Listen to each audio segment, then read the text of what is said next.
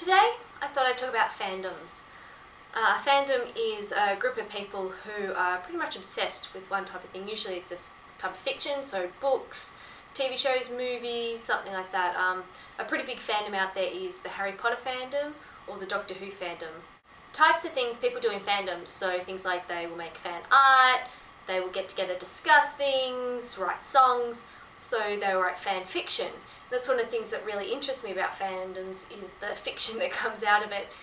Fans who maybe wanted to see something else happen that the author or the writers or whoever made it didn't do, and so they write it up themselves and then share it with the world. An interesting thing that has happened with fandoms is something called shipping. It's not like when you put something on a boat and it sails across the world to go somewhere else. Shipping is where you have two people. It'll be two characters. I'll use the Harry Potter example as an example. So you have Harry, and a lot of people think that him and Luna would have made a good pair. So they shipped Harry and Luna together. Of course, this didn't happen in the books, so it was complete fiction made up by a group of people outside of J.K. Rowling. And so they write all different things about them. It can be very, simple, just like, Luna and Harry go on a date and they get milkshakes or something.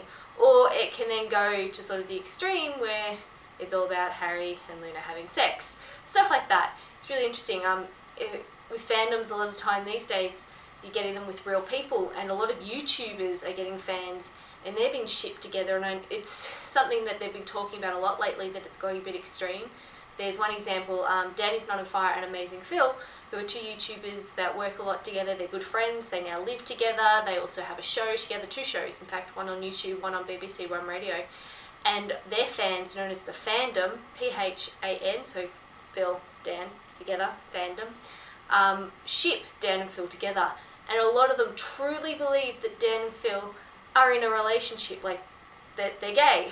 And they both come out and go, no, we're not in a relationship, we're straight. And this happens with a lot of male YouTubers. It's really weird. You see it with Charlie's So Cool Like and Neramon, Alex Dane. Their group is called, their ship together is called Cheramon. So people who believe that Alex and Charlie are in a relationship, or want them to be, like they don't necessarily believe, but they want them to be. They think they'd make a good couple. And so they write all these stories about these guys together, and a lot of them are very explicit and crazy. And it's not just a few paragraphs of Dan and Phil's eyes locked and then they ripped each other's clothes off. They're actually writing chapters upon chapters about this imaginary relationship that they're dreaming up, and they share them with each other on the internet. It's really crazy the way that things, especially with like Tumblr, if you type in like fandom for Dan and Phil, you'll actually get up with like pages and pages of people writing stories about Dan and Phil together. And I know another two YouTubers, the other half of the Awesome Foursome, Crabsticks and Kick the PJ, because he has two, there's PJ the Kick and Kick the PJ, but he's Kick the PJ, together. And PJ was saying in one of these, he does VU question times, that it's getting to the point where he's just spammed constantly with people begging him to have a relationship with Chris because they're so like wanting it. Like you type in Kick the Sticks, which is the name for that shipping, into Tumblr, and it comes up with like drawings and writing and photos just of them wanting these guys to be together. It's really fascinating, that whole shipping part of fandom. But it's not the whole part of fandoms. Fandoms are also really interesting in that it's a collective of people coming together to share a passion for something, and I really like that. Especially, I'm a big Harry Potter fan, so I like looking up that, I like chatting to people about it. I work at a cinema, so we had, like, when Harry Potter movies were coming out, we'd do big midnight sessions, and we'd have all the people dress up and have fun and chat about things. We had people playing Quidditch, and we, as a fun thing, we made like Harry Potter styled things. We all dressed up. It's that type of thing with passion, people come together and you find a group of people that you bond with.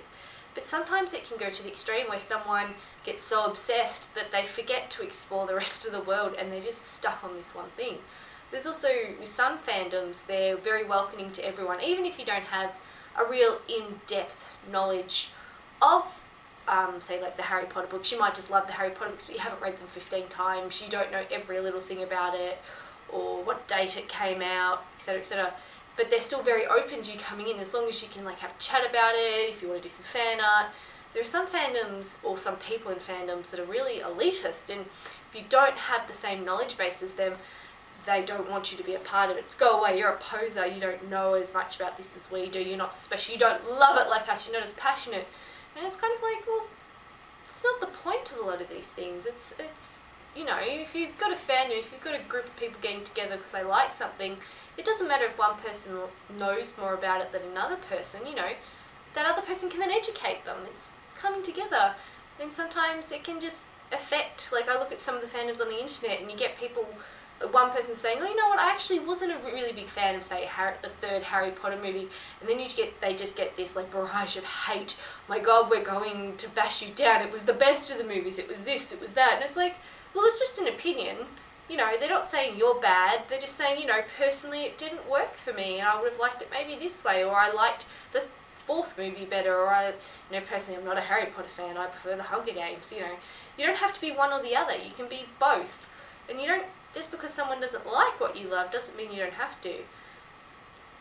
But other than that, you know, I think fandoms are really interesting to look at, and I enjoy just searching different tags and seeing what people are coming up with. Even though the Harry Potter books are finished and the movies are finished, people are still doing massive things with them and doing art and, you know, making memes and GIFs and all different stuff.